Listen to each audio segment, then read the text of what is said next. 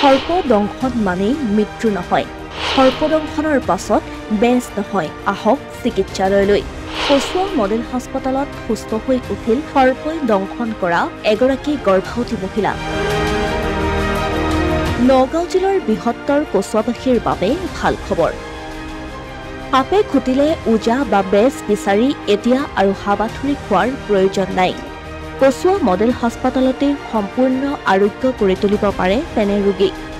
বৃহস্পতিবাৰে কচুৱাৰ পমিলাজাৰণীৰ এগৰাকী গৰ্ভৱতী মহিলাক সৰ্পই দংশন কৰিছিল।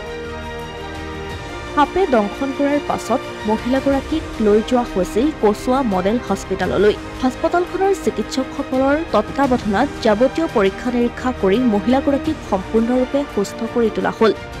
আৰু তাৰ পাছতেই মহিলাগৰাকীৰ ভাষ্য এই ধৰণৰ। কিহে কুটিলে বুলি তাৰপিছত মোবাইলৰ টৰ্চটো জ্বলালোঁ, জ্বলাই পেলাই চালোঁ যে সাপে কুটিলে। কি সাপ মই চিনি পোৱা নাছিলোঁ, এনেই বিষ চিক নাই। তাৰপিছত মাক ক'লোঁ, মোৰ জাজনীক ক'লোঁ। তাৰপিছত সিফালৰ ঘৰত দাদাক মাতি আনিলে, দাদাই লৈ মোক হস্পিটেল যাবলৈ ওলাইছে, কচুৱা হস্পিটেলত। তাৰপিছত মোৰ মানুহজনো ঘৰত নাছিলে, মানুহজনৰ ওচৰত ফোন কৰিলোঁ। তাৰপিছত সি তাৰ পৰা গাড়ী এখন উলিয়াই দিলে, সেই গাড়ীখনত লৈ গ'লোঁ। নাই, ভালেই চিকিৎসা কৰিছে। যোৱাৰ পিছতে ডক্টৰ আহি চাই পেলাই পৰীক্ষা কৰিলে, তেজো পৰীক্ষা কৰিলে, চব ৰিপৰ্ট চব ভালেই আহিছে। হস্পিটেলত এদিন ৰাতি থাকিলোঁ, থকাৰ পিছত তাৰপিছত ৰাতিপুৱা 10:30মান বজাত আহিলোঁ। এতিয়া সুস্থই আছোঁ, লগত ভালেই আছোঁ। ডক্টৰৰ ওচৰত যাব লাগে, ডক্টৰ যোৱাটো ভাল।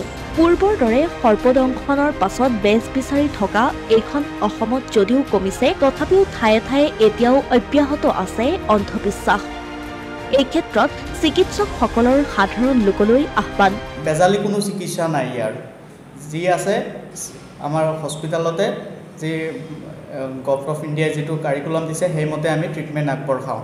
গতিকে যাকে সাপে নুখুটক কিয়, সোনকালে নিকটৱৰ্তী যিখন হস্পিটেল থাকে, চব হস্পিটেলতে এতিয়া এণ্টি স্নেক ভেনম এভেইলেবল আছে, ক'তো নোহোৱাকৈ নাই। আপোনালোকে সোনকালে হস্পিটেললৈ লৈ আহিব পেচেণ্টটোক, আৰু যিমান পাৰে যোনটো লিম্পত বাইট কৰিব, লিম্পটো মানে ইমমবিলাইজ কৰিব, লৰচৰ কৰিব দিব নালাগে, সোনকালে হস্পিটেলত আনিব লাগে।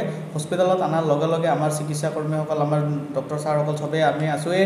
আমি একগোট হৈ আমি যাতে সেই পেচেণ্টটোক ট্ৰিট কৰিব পাৰি, তাৰ কাৰণে আমি চেষ্টা চলাই আছোঁ। আৰু ভৱিষ্যতেও এনেকৈয়ে আমি ট্ৰিট কৰি যাম, আৰু এনেকৈয়ে আমি চেষ্টা চলাই যাম যাতে কোনো মানুহে সৰ্পদংশনত মৃত্যুমুখত পৰিব নালাগে। আৰু সেইদিনা যোনটো কেছ আছিলে, এইটো ফিমেল এগৰাকী আছিলে, নাম নলওঁ, কিন্তু সেই পেচেণ্টটো এক্সট্ৰা এটা হিষ্ট্ৰী আছিলে, তেওঁ অবষ্টেট্ৰিক হিষ্ট্ৰী আছিলে, মানে তেওঁ প্ৰেগনেণ্ট আছিল মানুহগৰাকী। এগৰাকী মহিলা যদি প্ৰেগনেণ্টো থাকে, তেওঁকো যদি সাপে খুটে ভয় কৰিব লাগে একো নাই। আপোনালোকে, কিছুমান মানুহ আছে ভয় কৰি আধা মৃত্যু তেওঁ ভয়তে হৈ যায়। গতিকে ভয় কৰিব নালাগে, সোনকালে হস্পিটেল আনিব লাগে। ইয়াত চিকিৎসা কৰ্মীসকল আছে, ডক্টৰ ছাৰসকল আছে, তেওঁলোকে গাইডলাইন মতে ট্ৰিটমেণ্ট দি যাব, আৰু সেই ট্ৰিটমেণ্টতে মানুহ সুস্থ হৈ আহিছে।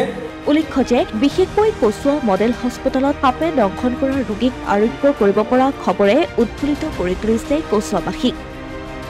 এই কাৰ্যৰ বাবে পৰিয়ালৰ লগতে ৰাইজেও চিকিৎসকসকলক জনাইছে ধন্যবাদ। অসমীয়া প্ৰতিদিন ডিজিটেল সংবাদ, কচুৱা।